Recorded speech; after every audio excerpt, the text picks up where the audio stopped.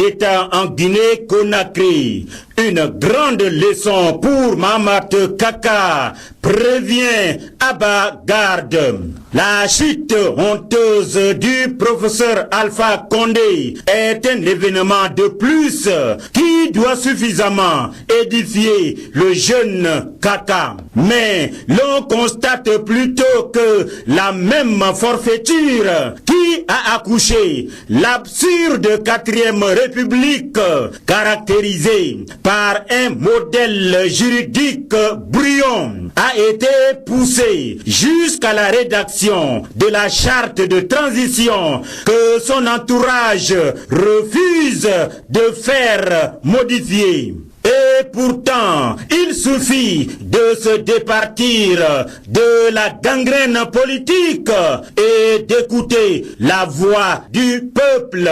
Sinon, prévient encore Abba Garde, les mêmes qui commencent à le soutenir et à le glorifier régaleront des plats de ses funérailles ou le verront déboutonné comme les amis d'Alpha Condé l'ont vu depuis leur écran. Longtemps contesté par sa population pour avoir modifié la Constitution pour le 3e mandat, relève le quotidien Le Sahel. Le professeur Alpha Condé est renversé. C'est un coup dur pour lui. Regard hagard, pieds nus, humilié, rabaissé. Alpha Condé est tombé de haut. De très haut, constate la voix. Le prince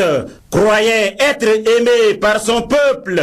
Le prince, aveuglé par le pouvoir, ne s'était pas aperçu que lui-même, n'aimant pas son peuple, le maltraitant, l'écoutant peu, parce que, qu'enfermé dans son orgueil, avait suscité une haine viscérale. Le coup d'État qui a déposé Condé est, selon la voix, une thérapie. C'est une sorte de désintoxication qui va évacuer de son organisme toutes les salissures qui ont été déposées par les effets déviants de l'exercice du pouvoir. Ainsi renchérit l'hebdomadaire Le Pays.